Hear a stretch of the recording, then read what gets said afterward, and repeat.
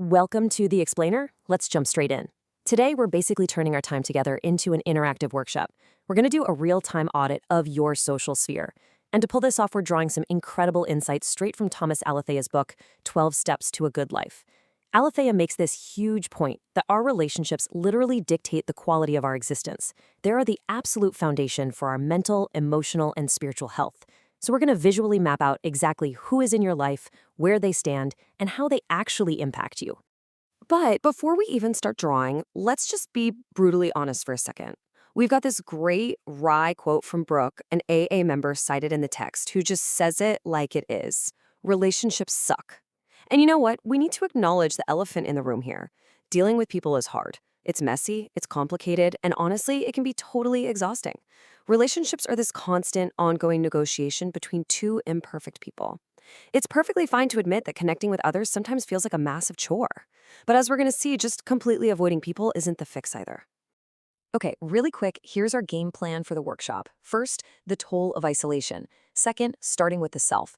Third, the inner rings. Fourth, expanding the outer rings. And finally, evaluating your map. Oh, and right now, do me a favor. Grab a piece of paper and a pen, or pull up a drawing app on your tablet. Seriously, you'll want to draw along with this explainer. All right, moving into part 1, the toll of isolation, and specifically the physical stakes. So there's actually a profound difference between just being alone and truly being lonely. Mitch, another person quoted in the source, hits the nail on the head. He says, "I'm fine alone. It's loneliness I don't do well." Solitude, that can be an incredibly healthy, restorative choice. I mean, introverts literally need alone time to recharge their batteries, right? But true loneliness, that deep social isolation, is a completely different beast. It's this intensely stressful state where our fundamental human need for connection is just starved. And the text highlights some frankly terrifying physical tolls that this isolation takes on our bodies. If you don't have enough social engagement, the nerve connections in your brain literally become less efficient. We're talking about measurable brain loss here, like actual atrophy in your hippocampus, which is the part of your brain that handles emotional memories. You might notice impaired word recall, severe brain fog, and an accelerated risk for cognitive decline as you age. So isolation isn't just sad, it is actively damaging your brain. Okay, part 2, starting with a self, where we actually begin building your map. Now, we're diving into the circles of relationships. This visual mapping exercise helps you assess the intimacy and health of your social sphere.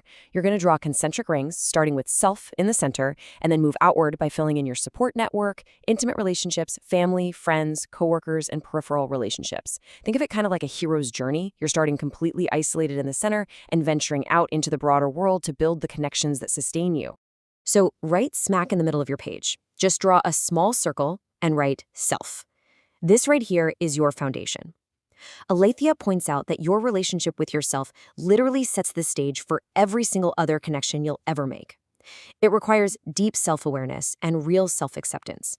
Because think about it. If you're operating from a place of total emotional emptiness, or if you rely 100% on other people for your identity, which the text points out is basically codependency, you just can't form healthy outward connections. That core has got to be solid. Next, draw a slightly larger circle wrapping around the self. This is your support network. And honestly, you have to be super strict about your boundaries here. According to the text, you absolutely want to include mentors, people who are fearlessly honest with you, and folks who genuinely want to see you win. On the flip side, you need to actively exclude anyone who brings you down, people you can't trust, or enablers who excuse your bad habits. Take a second right now to jot down a few names of the people who actually belong inside this protective inner barrier. Up next is part 3, the inner rings, which cover your everyday connections. Go ahead and draw 3 more concentric circles expanding outward. Label that first new one intimate relationships. This is reserved for romantic partners or connections where there's deep, deep vulnerability. The ring right after that is family, so parents, siblings, or your chosen family. And the next one out is friends. These inner rings represent the people providing your emotional maintenance, your shared experiences, and that vital sense of unity. Drop a few names into each of those rings right now. But as you're filling in that friends ring, the source drops this really crucial reality check. You have to know the difference between true friends and mere acquaintances. It is so incredibly easy to clutter up our inner rings with people who are just kind of passing through, or folks we just happen to share a physical space with. So be brutally honest with yourself for a minute. Does this person actually belong in this emotionally intimate space, or should they be pushed a bit further out? Moving on to part 4, expanding the outer rings, looking at the broader society. Let's draw our last 3 circles. Label them coworkers, peripheral relationships, and extended others. You can jot down a few names or even just broad groups here. Obviously, coworkers represent your professional dynamic. Peripherals are people like your neighbors or just casual acquaintances you run into. Now you might be thinking, well, these outer rings don't really matter that much. But the text heavily emphasizes that even these casual passing interactions and community ties play a massive role in maintaining our overall social equilibrium and our mental health. And when we talk about extended others, the source brings up this incredibly touching point about our pets.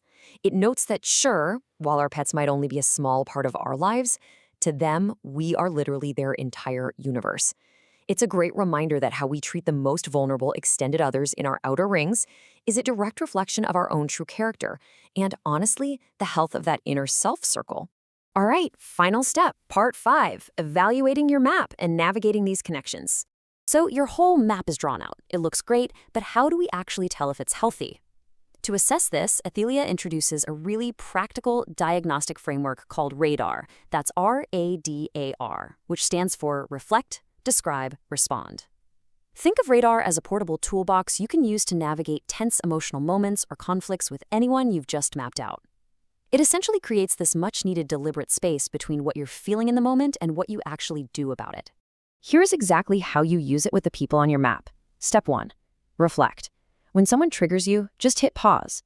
Notice your emotions and thoughts, but don't judge them. Just observe. Step 2. Describe. You want to articulate your inner reality, but use completely neutral, specific language. So instead of lashing out with, "You never listen to me," you might describe it by saying, "I feel dismissed when I get interrupted." And finally, step 3, respond. You choose a conscious, intentional, value-based action instead of just reacting on autopilot. This is exactly how you set solid boundaries and resolve conflicts with the people in your rings.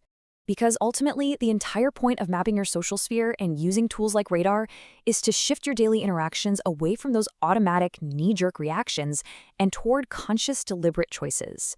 You want to intentionally cultivate relationships across every single one of these circles that foster peace, mutual respect, and personal growth.